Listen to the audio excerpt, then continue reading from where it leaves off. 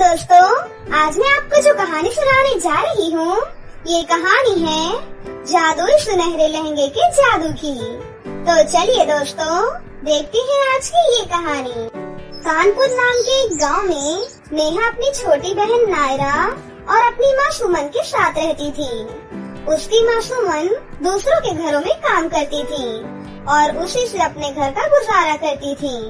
दोनों बहनें गांव के ही स्कूल में पढ़ने जाया करती थी। एक दिन उनकी माँ सुमन की तबीयत अचानक खराब हो जाती है, इसीलिए वो काम पर भी नहीं जा पाती। नेहा बेटा, मेरी तबीयत बहुत खराब हो गई है बेटा, मैं काम पर भी नहीं जा सकती अभी, ऊपर से घर का खर्चा भी है। बेटा, मुझे कुछ भी समझ नहीं आ रहा कि अब मैं क्या करूं।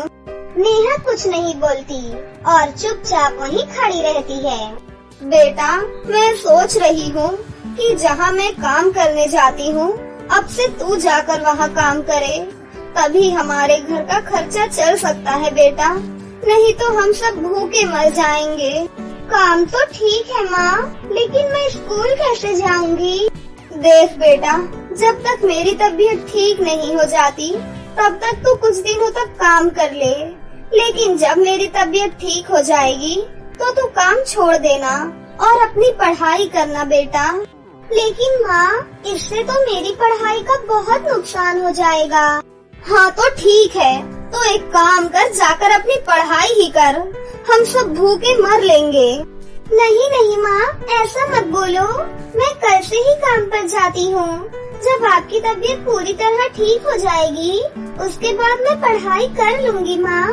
उसके बाद अगले दिन सुमन नेहा को लेकर काम पर जाती है। अरे ये कौन है, किसको लेकर आई है तू आज? मालकिन, ये मेरी बेटी नेहा है। मेरी तबीयत बहुत ज्यादा खराब है मालकिन, मैं काम नहीं कर पाऊंगी अभी, इसीलिए कुछ दिन मेरी बेटी काम करेगी। इसको काम वाम आता भी है? हाँ मालकिन, ये बहुत अच्छा काम करती है, आपको शिकायत का मौका भी नहीं देगी। हाँ ठीक है, सुन लड़की, जल्दी से काम पर लग जा। बेटा, तुम आराम से काम करना, मैं चलती हूँ। सुमन वहाँ से चली जाती है और नेहा काम पर लग जाती है। इसी तरह काफी दिन बीत जाते हैं। एक दिन, माँ, मेरे स्कूल की फीस भरनी है, आप मुझे पैसे दे दो माँ। बेटा, अभी तो मेरे पास पैसे है ही नहीं। सुमन बेटा, तुम एक काम करो, मालकिन से कुछ पैसे एडवांस ले लो, नायरा की फीस भरनी बहुत जरूरी है बेटा। ठीक है माँ, आज मैं मालकिन से बात करती हूँ। नेहा अपने काम पर चली जाती है और मालकिन से बोलती है, मालकिन, मुझे इस महीने की सैलरी एडवांस में दे दीजिए, मुझे अपनी छोटी बहन की स्कूल की फीस भरनी है। अरे तुम भिखारियों को और कोई काम नहीं होता क्या? जब देखो पैसा पैसा करते रहते हो।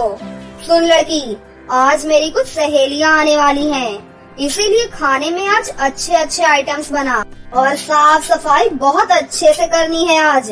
अगर सब कुछ बहुत अच्छे से हो गया तो शाम को मैं तुझे पैसे देती हूँ। मालकिन की ये बात सुनकर नेहा बहुत खुश हो जाती है और काम पर लग जाती है। थोड़ी देर बाद उसकी सहेलियाँ उसके घर पर आती हैं। ओह वाह, तुम्हारा घर देखो कितना चमक रहा है। उसकी एक सहेली का नाम रज्जो था। रज्जो बहुत ही लालची औरत थी। मुझे वॉशरूम जाना था। नेहा, इधर आ जल्दी, इन्हें वॉशरूम लेकर जा। नेहा रज्जो को वॉशरूम लेकर जाती है। तभी उसे चमकती हुई हीरे की अंगूठी दिखाई देती है। ओह माय गॉड, कितनी सुंदर अंगूठी है। मैं जल्दी से इस अंगूठी को अपने पर्स में रख लेती हूँ। रज्जो उस अंगूठी को अपने पर्स में छुपा लेती है और बाहर आकर चुपचाप बैठ जाती है। अरे तुम्हें पता है, मेरी एनिवर्सरी पर मेरे पति ने मुझे हीरे की अंगूठी दी है। तुम यहीं रुको, मैं अभी लेकर आती हूँ। मालकिन अपने कमरे में जाती है और अंगूठी ढूंढती है, लेकिन उसे अंगूठी कहीं भी नहीं दिखती। अरे मेरी हीरे की अंगूठी कहाँ गई? यही तो रखी थी मैंने।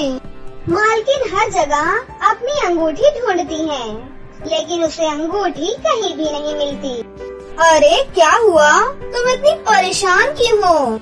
अरे यार, मेरी अंगूठी नहीं मिल रही, पता नहीं कहाँ चली गई। अरे मैं जब से आई हूँ तब से देख रही हूँ, तूने इस काम वाली को कुछ ज्यादा ही सर चढ़ा रखा है। मैं पक्का बोल रही हूँ, अंगूठी इसी ने चुराई होगी। लगता है तुम सही बोल रही हो, ये कई दिनों से मुझसे पैसे भी मांग रही है। नेहा की बच्ची, इधर आ जल्दी। डरती डरती नेहा अपनी मालकिन के पास आती है।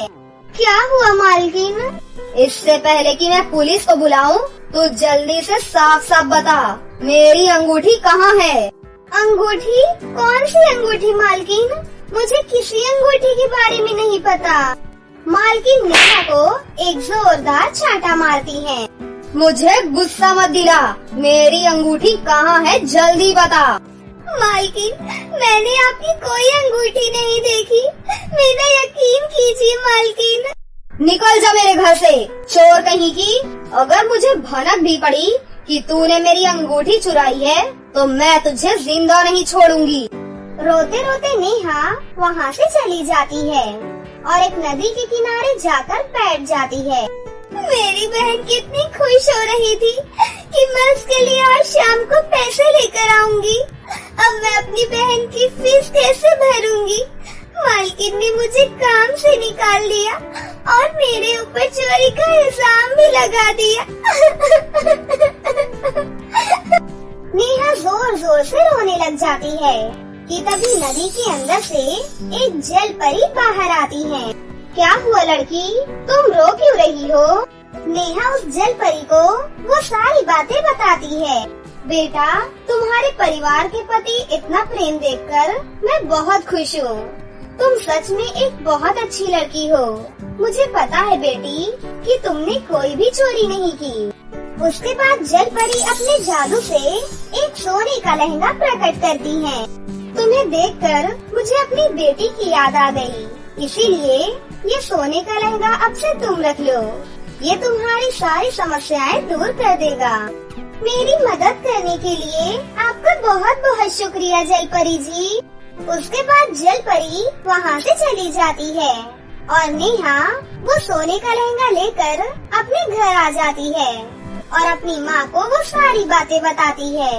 हे जादुई लहंगे, मुझे मेरी बहन की स्कूल की फीस भरनी है, मुझे कुछ पैसे दे दीजिए।